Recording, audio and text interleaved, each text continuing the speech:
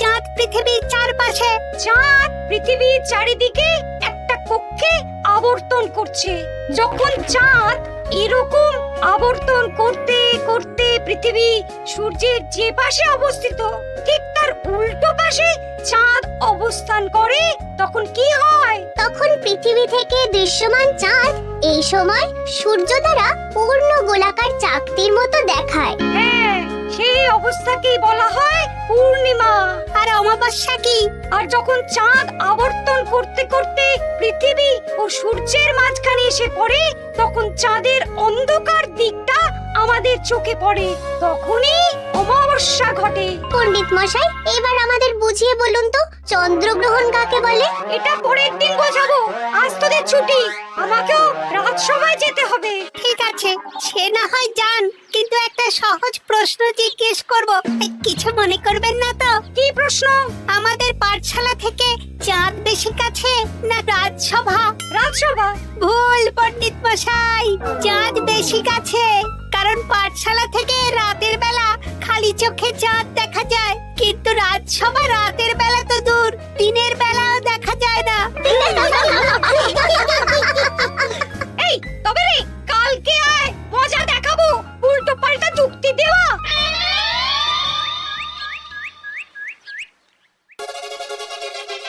মহারাজ, আপনার হাতে এত বড় ফর্দ, রাজবাড়িতে কি সামনে কোনো উৎসব অনুষ্ঠান আছে নাকি? খাওয়া দাওয়ার ব্যাপার আছে? না, গোপালের শুধু খাই খাই, এত বড় জীব যে গোড়ের মাথা থেকে দেখা যায়। আর আপনার কুকীর্তির কথা তো দেশের শেষ প্রান্ত থেকে শোনা যায়। চুপ! রাজসভাটাকে একেবারে চিংড়ির হাট বানিয়েছে। হাট না মহারাজ, খেলার মাঠ বানিয়ে দিয়েছে। তোমাকে বেশি কথা বলতে বলিনি। মহারাজ, আপনি ওই ফর্দের ব্যাপারে বলুন না। হ্যাঁ, সেই ভালো। শোনো, আমাদের রাজ্যের বেশ কয়েকটা জায়গার অবস্থা খুব খারাপ, তাই সেসব জায়গায় উন্নয়ন করা দরকার। আপনি আমাকে দায়িত্ব দিন। বেশ, শোনো তাহলে, আমাদের রাজ্যে যে পাঠশালা আছে সেটার অবস্থা বড়ই খারাপ। চাল ফুটো হয়ে গেছে, এখন একটু হাওয়া দিলেই গাছের পাতা পড়ে। কদিন পরেই ঝড় বৃষ্টি হবে, তখন জলও পড়বে। সারানো হবে, আমার চেনা ভালো ঘরামি আছে। উত্তরে যে বড় স্নানের পুকুরটা আছে সেটার জল ময়লা হয়ে গেছে, ওই পুকুর সংস্কার করতে হবে। হয়ে যাবে। আমার কাছে খবর এসেছে দক্ষিণ পশ্চিম গ্রামের রাস্তা খুবই খারাপ, যখন তখন গরুর গাড়ির চাকা ভাঙছে। তাও হয়ে যাবে, আপনি শুধু আমাকে মোহর দেবেন আর আমি সব কাজ সামলে দেব। বেশ,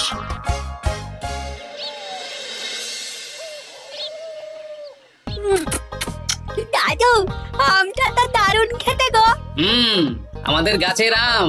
সত্যি দাদু, আমরা মানুষ হয়ে পৃথিবীতে জন্ম নিয়েছি বলেই এত ভালো ভালো খাবার খেতে পারছি। চাঁদে জন্মলে যে কি হতো? চাঁদে কেউ জন্মায় না। কেন?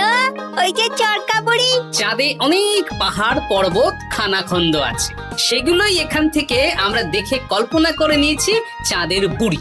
জানো দাদু, আজকে পণ্ডিত মশাই আমাদের চাঁদের ব্যাপারে বলছিলেন। কত কিছু জানলাম। অমাবস্যা, পূর্ণিমা। আচ্ছা দাদু, চন্দ্রগ্রহণ কি? চন্দ্রগ্রহণ? শোন, যখন পৃথিবী চাঁদ এবং সূর্যের মাঝে এসে পড়ে, যার ফলে পৃথিবীর ছায়া চাঁদের উপর পড়ে এবং চাঁদকে কিছু সময়ের জন্য দেখা যায় না বা আবছা দেখায়, এই ব্যাপারটাকেই চন্দ্রগ্রহণ বলে। আচ্ছা আচ্ছা, বুঝেছি। আমাদের তো মনে হয় আগামীকাল পাঠশালা সারানোর কাজ হবে। দেখি, আমাকে একটু চোখ কান খোলা রাখতে হবে।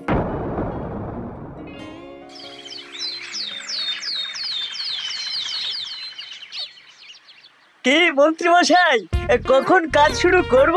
আরে দাঁড়াও, এই চলে এলো বলে। আমাকে তো যা করার আজকের মধ্যেই করে দিতে হবে। মহারাজের হুকুম, পাঠশালা একদিনের বেশি বন্ধ রাখা যাবে না। আরে না না, পাঠশালা কালকেই খুলে যাবে, শিশুরাই তো আমাদের ভবিষ্যৎ।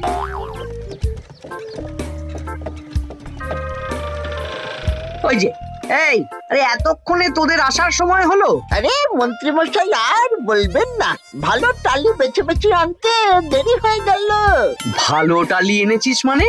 মানে 1 নম্বর টালি। হ্যাঁ, 10-20 বছরেও কিচ্ছু হবে না, শক্ত পোক্ত আর একেবারে মজবুত। দেখি দেখি, এবার কাজ শুরু করি।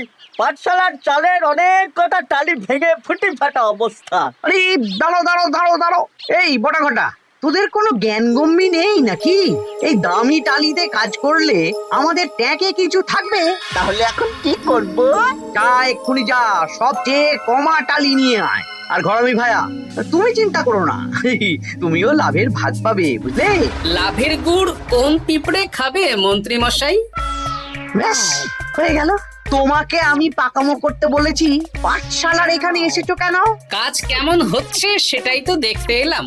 সব জায়গায় তো মহারাজ আর নিজে যাবেন না, তাই আমি ওনার প্রতিনিধি হয়ে চলে এলাম। তোমাকে মহারাজ এই দায়িত্ব দিয়েছেন? না, তা দেননি, তবে দায়িত্বশীল নাগরিক হিসেবে আমার মনে হলো তাই এলাম। হাজার হোক এই পাঠশালায় আমার নাতি নাতনিগুলো পড়ে, নাতিদের কথা তো দাদুকে ভাবতেই হবে।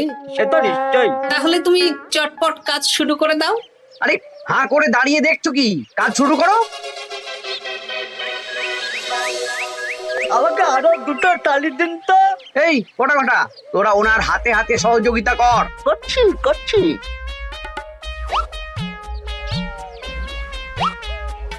ঠিক আছে, আমি তাহলে চলি।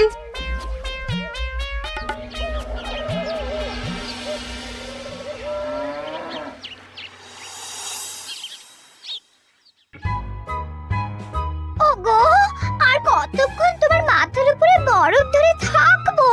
যতক্ষণ না আমার মাথাটা ঠান্ডা হয়। আমার হাতে এবার ব্যথা করছে তো, এতক্ষণ ধরে বরফ ধরে আছে। তাহলে কি আর করবে, ছেড়ে দাও। দেখি একটা জব্বর পরিকল্পনা করতে হবে। কি পরিকল্পনা গো? এই যে গোপাল যাতে আমার সব কাজে নজরদারি না করতে পারে, সেটারই ব্যবস্থা করতে হবে। আচ্ছা তাই করো।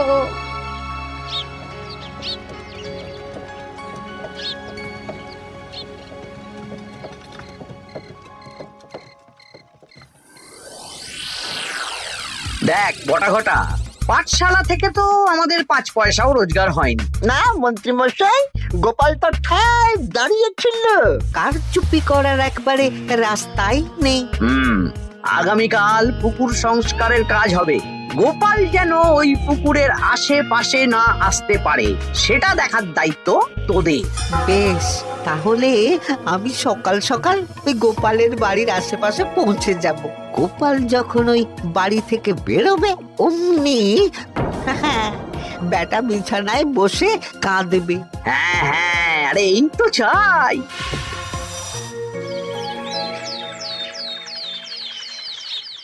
ওটা সংস্কারের দায়িত্ব তো মন্ত্রী মশাইকে দিয়েছেন মহারাজ। তুমি আগ বাড়িয়ে যাচ্ছ কেন? আমি না গেলেই আবার 2 নম্বরে শুরু করে দেবে। মহারাজ তো আর পাড়া ঘুরে দেখতে যাবেন না কোথায় কি হচ্ছে না হচ্ছে। তাও ঠিক, যাও তাহলে। এত গরম, এত রোদ, এই তুমি বরং ছাতাটা নিয়ে যাও। হ্যাঁ, দাও দেখি ছাত্রা দাও।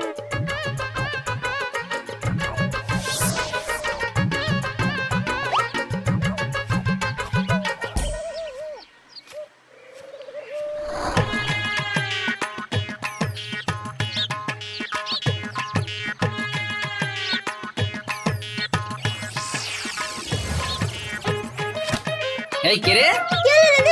কে যেন আমার ছাতার উপরে একটা ঢিল মারলো? আকাশ থেকে শিলাবৃষ্টি শুনেছি। ওই দেখ, গাছের উপরে। এ তো ঘটা কাকা। এই ঘটা না, না না গোপাল দাদা না। তবে রে দাঁড়া, গাছের নিচে অনেক পাখিতে খাওয়া আম পড়ে আছে। বাচ্চাগণ, এগুলো তোলো আর আক্রমণ। ওরে বাবা রে, ওরে বাবা রে। তোরা এক কাজ কর, ঘটা নামলে ওকে এখানেই গাছের সাথে বেঁধে রাখ। দরকার হলে বড়দেরকেও ডেকে নে। আচ্ছা দাদু। আমি ওদিকে চললাম। আর হ্যাঁ, এই ঘটাকে যদি কেউ বাঁচাতে আসে তাহলে তাকেও। বাবা রে, ওরে বাবা রে।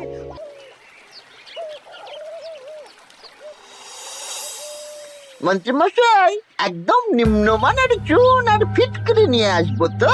হ্যাঁ, একটু পরেই দোকান খুলবে।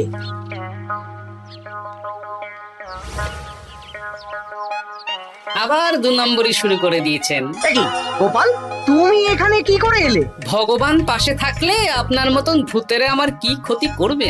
আমি আবার কি ক্ষতি করলাম? আপনার মদতেই তো হচ্ছিল, তবে যে ক্ষতি করতে চেয়েছিল সে এখন খুব একটা ভালো অবস্থায় নেই। কি হয়েছে ঘটা? দেখেই আয়, আমি বরং দোকান থেকে ভালো মানের ওই চুন আর ফটকিরি নিয়ে আসি, কেমন?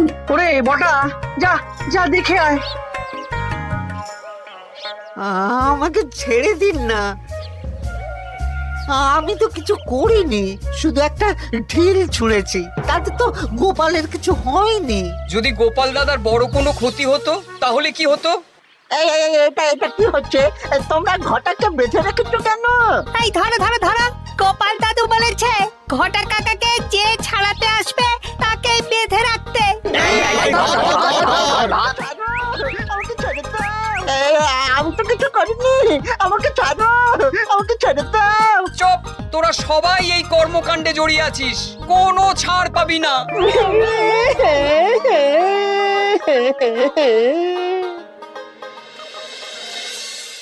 মন্ত্রীমশাই, একদম ভালো মানের চুন আর ফটকিরি নিয়ে এসেছি, এবার কাজ শুরু করতে বলুন। তুমি কিন্তু কাজটা ভালো করলে না।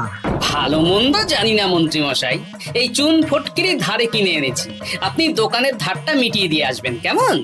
10 মোহর 15 আনা হয়েছে।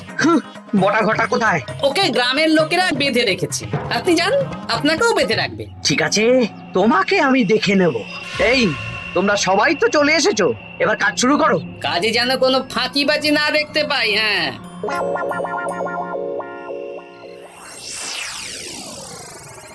একটা কানা করিও গোপাল লাভ রাখতে দেবে না মনে হচ্ছে।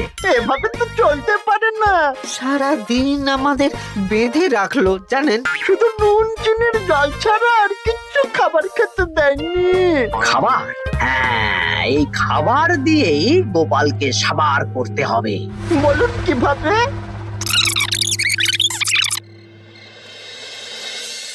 শুরু করুন।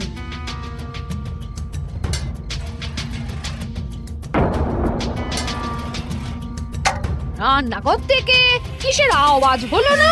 রান্নাঘরে বেড়াল, যাও গিয়ে দেখো। এ কি, এই বিড়ালটাকে তো আমাদের বাড়িতে এর আগে কখনো দেখিনি। সত্যি তো, একদম সাদা বেড়াল। ও ভাতের হাড়ির ঢাকনাটা উল্টেছে। হ্যাঁ হ্যাঁ, কোনো খাবারে মুখ দিতে পারেনি, বুঝলে? দাও দাও দাও, খেতে দাও, খেতে দাও, গিন্নি খেতে দাও। হ্যাঁ হ্যাঁ, দিচ্ছি।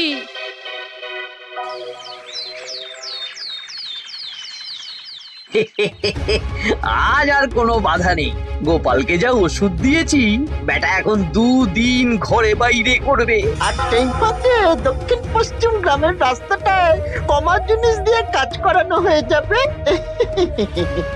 ঠিক বলেছিস, আমার কাজে বাধা দেওয়া।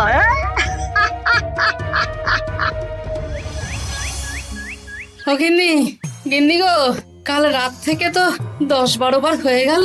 তুমি তো 10-12 বার, আমি তো 15 বার গেছি। বৈদ্যমশাইকে খবর দিয়েছো? হ্যাঁ, উনি আসছেন একটু পরেই। হ্যাঁ,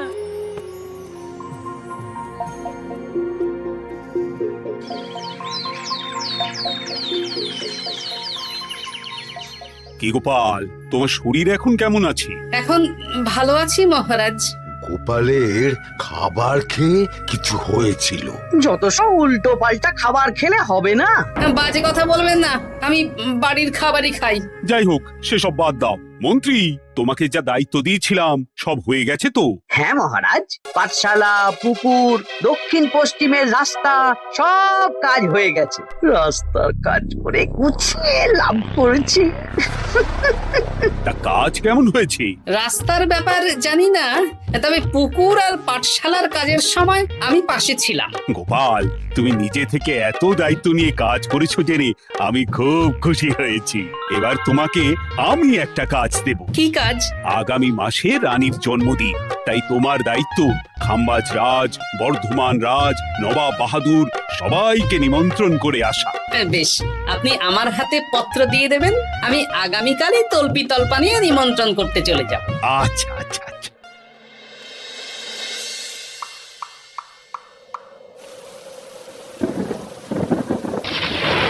এই তো ঝড় বৃষ্টি শুরু হয়ে গেল, এর মধ্যে তুমি ভিন রাজ্যে রাজ্যে কি করে ঘুরতে যাবে? কেন গরুর গাড়ি করে?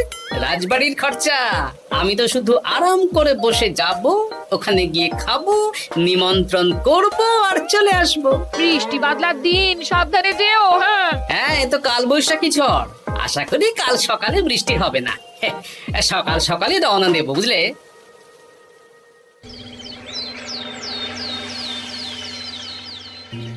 যাও গোপাল, সাবধানে যাও। পরশু দিনের মধ্যেই চলে আসবো মহারাজ, চিন্তা করবেন না।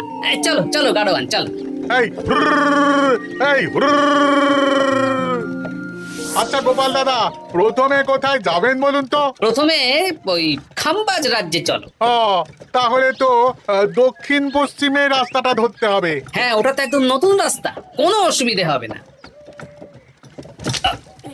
ওরে বাবা রে, গাড়ি কি কাঁপছে গো, পড়ে যাবো তো। ওরে বাবা রে, গেল রে। ওটো ওটো গোপাল দাদা। উফ, বাপরে বাপ, কি জোর লেগেছে কোমরে। একদিনের বৃষ্টিতেই রাস্তার যা হাল, এটা রাস্তা সারিয়েছে না নষ্ট করেছে সেটাই তো বুঝতে পারছি না। কদিন আগেই নাতি নাতনি গুলোর সাথে চাঁদের গল্প করছিলাম যে চাঁদে অনেক গর্ত, খানা, খন্দ। উফ, না, আমি রাস্তাটুকু হেঁটে হেঁটেই পার হচ্ছি। যা লেগেছে, আমাকে কদিন খাম্বাজ রাজ্যে বিশ্রাম নিতে হবে। তাই ভালো।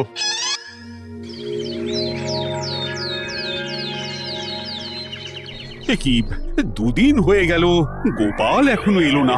দেখুন গোপাল যা পেটু। মন্ত্রী মশাই, আপনার সব সময় কি গোপালের বিরুদ্ধেই বলতে হবে? তুমি গোপালের হয়ে বেশি বলতে এসো না। শুনেছি আপনি নাকি ওই পাঠশালা পুকুর সংস্কারে কমা জিনিস ব্যবহার করতে গিয়েছিলেন, আর গোপাল ধরে ফেলেছে, তাই আপনার রাগ। বাজে কথা বলো না, ওসব শোনা কথায় কান না দেওয়াই উচিত।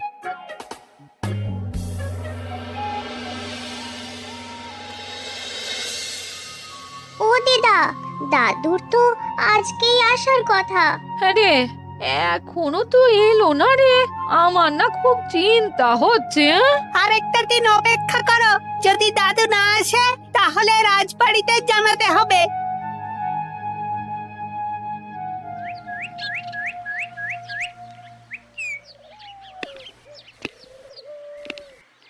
মহারাজ, এসে গেছি। এ কি গোপাল, এত দেরি হলো কেন? পুরো একদিন দেরি। এই একটু চাঁদ থেকে ঘুরে এলাম।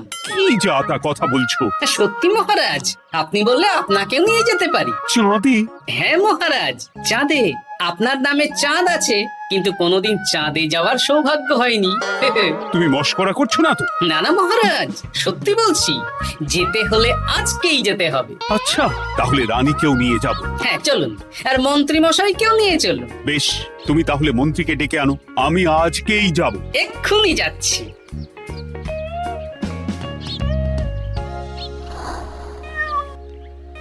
আরে আরে, এটা তো সেই বেড়াল।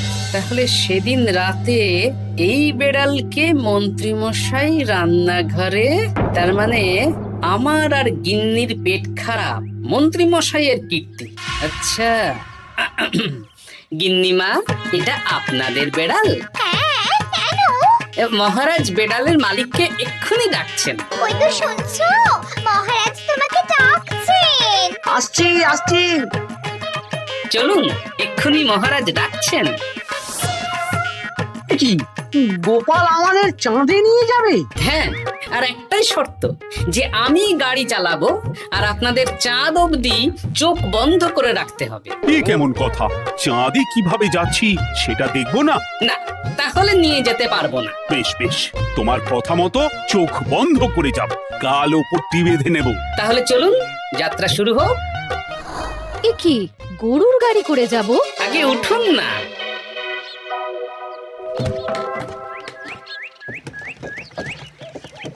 আর কতক্ষণ স্থলপথে? এই তো আর একটুখানি, তারপরেই চাঁদে।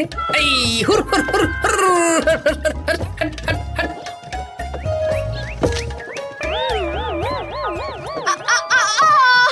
ওরে বাবা গো, মা গো, ওরে বাবারে, ওরে বাবারে, কি লেগেছে রে? ওরে বাবারে। এই দেখুন মহারাজ, রানীমা, চাঁদ। উফ, ফাজলামো করছো? এই ভাঙাচোরা রাস্তায় নিয়ে এসে বলছো চাঁদ? হ্যাঁ মহারাজ, চাঁদেও তো অনেক খানা খন্দ, ভাঙা চোরা চারিদিক। দেখুন। তোমাকে না আমি মেরে ফেলবো এই মস্করা করার জন্য।